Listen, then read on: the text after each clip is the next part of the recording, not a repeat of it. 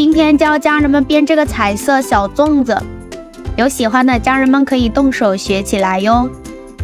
准备72号玉线，还有12股金线和3股金线。先取红色的72号线，3根40公分长，对着其中间位置，3股流苏线，开头着 U 型平行放置，绳头长的包住所有的绳子，缠绕线圈。缠绕的时候呢，一圈紧挨一圈，不要有交叉或者重叠的情况。将金线固定，继续转动绳子，缠绕线圈，边缠绕边推腿紧致。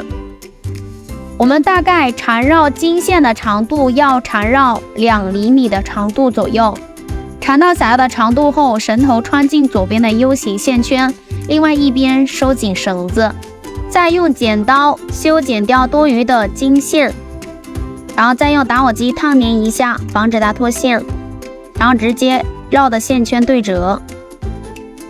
来，我们一边各取1根绳子出来，中间的4根绳子做包心，然后我们下面这个绳向上绕圈，另外1根绳食指绕圈，穿进这个线圈，然后2线圈分别收紧，这个叫包心折结。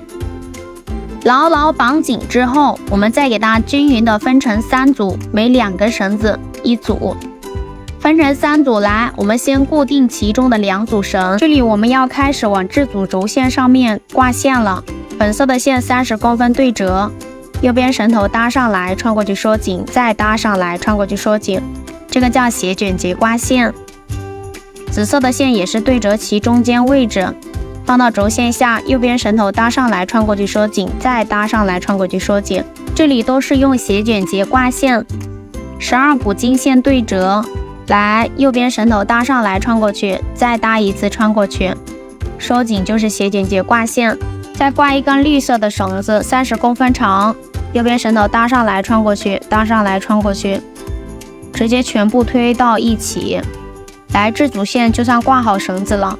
另外2组绳也是相同的挂线方法，全部挂好之后，这里是有三个缝隙，对吧？我们先编这一组缝隙，红色的我们是轴线哈，然后每根轴线上是挂了4根绳，对吧？取右边最上面的这1根绳当轴，左边的这4根绳子呀，在这根粉色的轴线上面编斜卷结。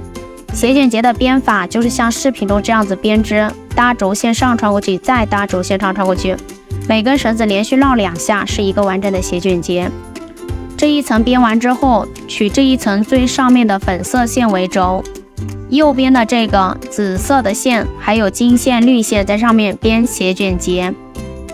斜卷结都是一样的编法哈，每根绳子连续绕2下，是一个完整的斜卷结。来，这边编完之后，接下来是一边3根绳，取最右边的这根绳紫色线为轴，左边的这根绳子啊，在这根紫色的线上面编斜卷结。左边编完之后，取左边上面的这个紫色线为轴线，右边金线绿线在上面编斜卷结。斜卷结就是搭轴线上穿过去收紧，连续搭2次啊。然后现在只剩下一边2线了，来取右边金线为轴，左边的2线在这根金线上面编斜卷结。一定要记住每根绳子连续绕2下是斜卷结啊。然后还是取金线为轴，绿色的线在上面编斜卷结。只剩2组绿线的话，右边为轴，左边为绕，编斜卷结。来，这边的一段缝隙就算编完了，这边编完就是这样，另外2个缝隙也是一样的编法。另2个编好之后，就是形成了一个大三角了。接下来我们要开始将轴线分开编了，因为我们刚才的每组轴线上都是有2根红线，对吧？来，我们的红线要这样子分别拉向两边当轴线的。来，我们先编这一个角啊，也就是三角形的每个角啊，我们要开始编。来，一定要分清绳子啊，大家编的时候一定要分清，红色的当轴，粉色的线围绕在上面编斜卷结，编完粉色编紫色也是编斜卷结，编完紫色编金线也是编斜卷结，编完金线编绿线也是编斜卷结，然后这个就放着不动了。然后左边红色为轴，依次粉紫金、绿全部编斜卷结，编到这根红色的绳子上面来。等于是我们这个大三角这个角已经就编完了，编到这里的话就可以不编了。然后另外的2个大三角也是像这样子编，红色为轴啊。编完之后就是这样的，我们给它合起来呢，就是一个小小的小粽子了，对吧？现在我们要收口，来找到每个缝隙的角，就是这个角的这些所有的绳子，那这个红线轴线上面的4根绳子，还有左边的全部都捏住，然后其他的绳子给它固定起来。找到啊，来，这个绳大家可以看到它是2对称的，对吧？我们先封粉色的线，右边为轴啊，在下面，左边围绕在上面，来这样子穿过去，然后放轴线下穿过去，这个叫反斜卷结，编好放到粽子的正中间。紫色的线右边为轴，左边围绕，那先向上绕一下，然后再搭轴线下绕一下，那第2组就编好了，编第3组。这根绳能像这样子穿过去，然后再搭轴线下穿过去，这就是反斜卷结啊。然后我们这个粽子的话，也是按照这个线的顺序一组一组的编下来。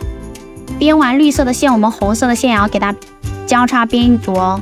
那就像这样子编一组反斜卷结，这样我们粽子的这一段缝隙就算收口完成了。还有2个，对吧？2个口也都是这样子编。全部都编好之后的话，小粽子它就完成了。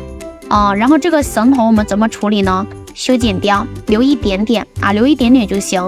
然后利用镊子将这些绳头塞进粽子里面，这样我们的粽子比较圆润饱满，比较牢固结实。一个精美的小粽子就制作完成了。你学会了吗？ Follow for more.